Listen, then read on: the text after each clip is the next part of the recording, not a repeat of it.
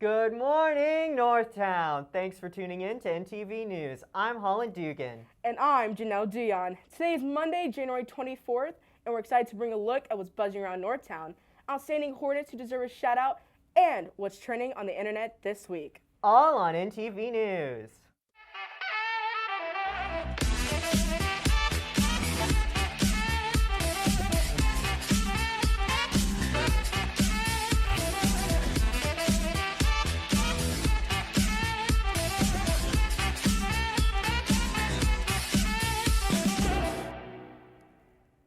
First, let's take a look at what's buzzing around Northtown.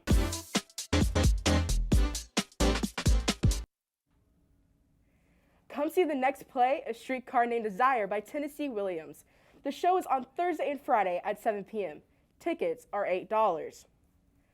Students, are you interested in working in the Brickyard Coffee Shop next year? Email Mr. Johnson for an application. Please support NKC Baseball in the annual NKC Diamond Club Pickleball Tournament. Sign up to play pickleball on February 6th from 4 to 7 p.m. at Chicken and Pickle. There is a room for 24 teams of 2. Adult teams are $30 and student teams are $20.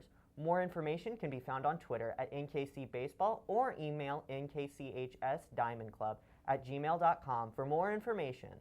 BSU is looking for spoken word artists, poets, and dancers, performers, groups, students, staff, or teachers interested in participating in this year's Black History program.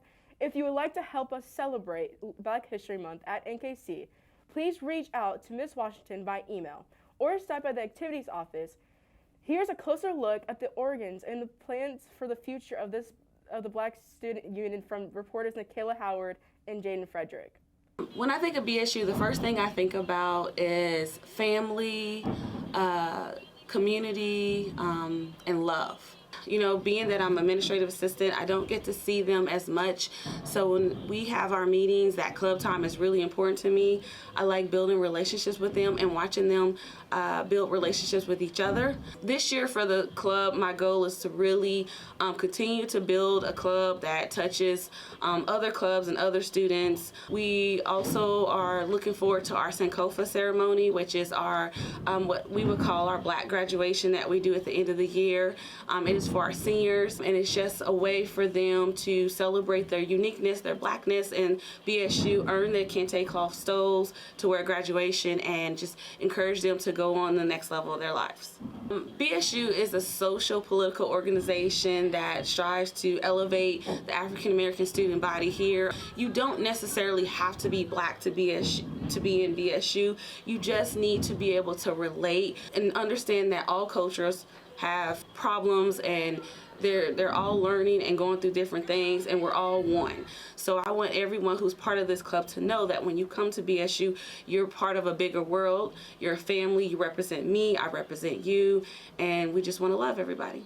One thing or word that comes to mind when I think of BSU is a safe place. A lot of the students that we have in BSU go to BSU because they feel like they can't express themselves in any other environment in the school. This year we're doing a lot more with traveling and doing field trips, and just we're growing a lot, so it means a lot to all of us, me and the rest of the officers. So for me, I think of BSU as a place of community and love. We've changed a lot over the past year. We've grown so much and we've improved a lot, yet we've never lost that sense of community and love we had when it was just 12 members. Honestly, I really, really love the fact that BSU has stayed consistent in its messages of advocating, educating, and encouraging. BSU is a voice for people who don't feel like as though they don't have one, but it's also a place where all of us can get together to work towards something bigger than ourselves. And it's something that we make sure that all members feel valued and cared and respected under. And for that reason, I think BSU is one of the greatest clubs at Northtown, and I would encourage all of you to join.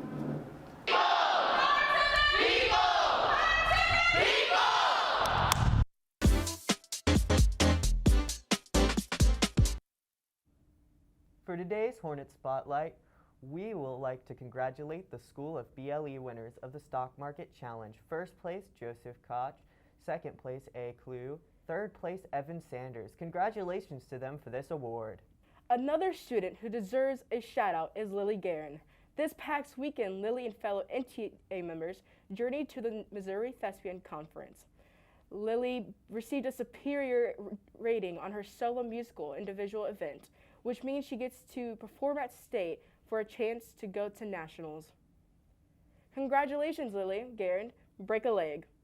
I used to be addicted to basketball, but I rebounded. Speaking of basketball, reporters Janelle Dion and Madison Doyle met up with new basketball coach Dakota Jones to see how he's transitioned from college player to coach.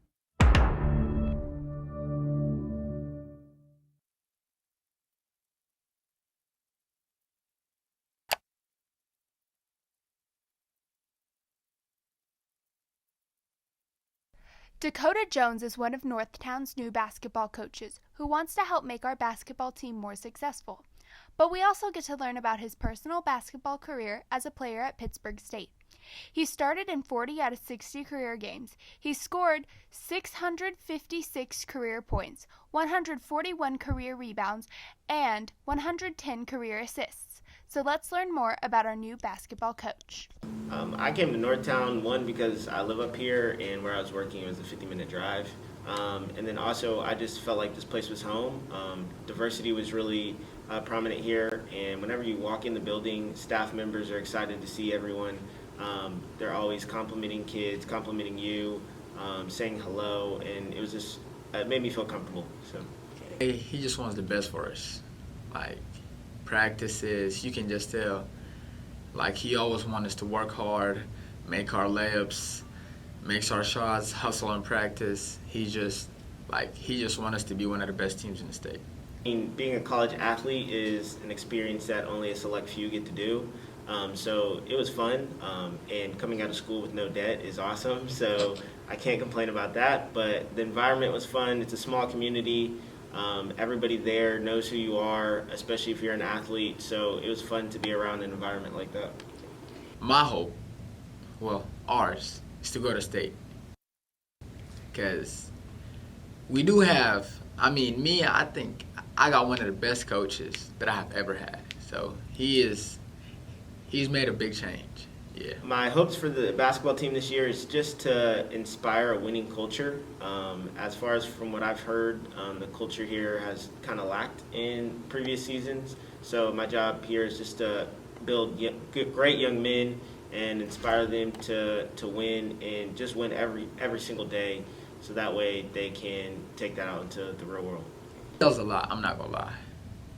He do yell a lot, but at the end of the day, you can tell that it's all love. He just wants you to get better.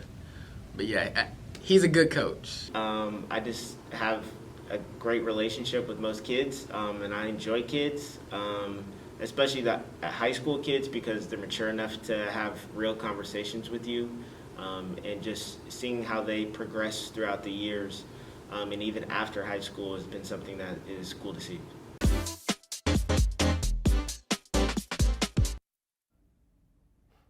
For Today in History, in 1984, Steve Jobs introduced Apple's computer called the Macintosh. The revolutionary computer was introduced in a shareholders meeting in Serpentino, California. The computer featured a 9-inch black and white display, 8 megahertz Motorola 68,000 processor, 128 kilobytes of memory, and 3.5-inch floppy drive. It can be said that technology has significantly become more affordable and powerful over time. And since this computer was sold at a hefty price tag of $2,495.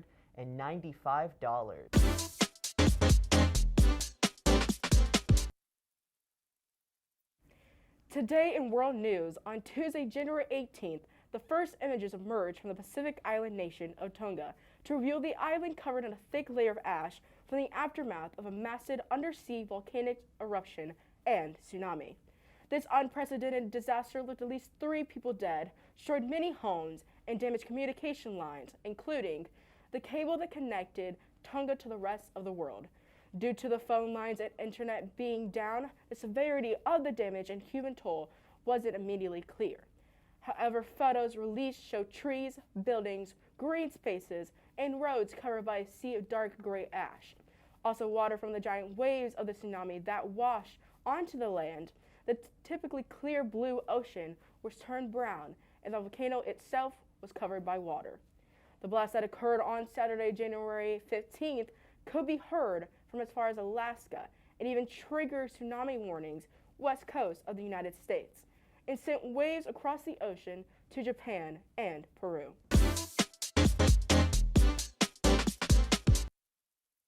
For today's internet highlight, another song has taken TikTok by storm. The song is called Pushin' P by Gunna, featuring Future and Young Thug. Pushin' P was released this year, and people have been using bright blue P emoji to show off that they pushin' P. Stated by Gunna, he said that Pushin' P means to keep it real because it is a generally positive term. Pushin' P was a term that was used in Texas and Bay Areas for some time now before the song or trend even started. And there's our show for today, Northtown. For photos and announcements through the week, you can find us and like our page on Facebook at NKC Journalism. To find more NTV episodes and video packages, subscribe to our YouTube channel, NTV, at NKCHS. And to stay up to date on everything that's buzzing around Northtown, follow us on Twitter at Northtown News. Thanks for watching, Northtown. Keep it classy. And as always, it's a great day to be a Hornet.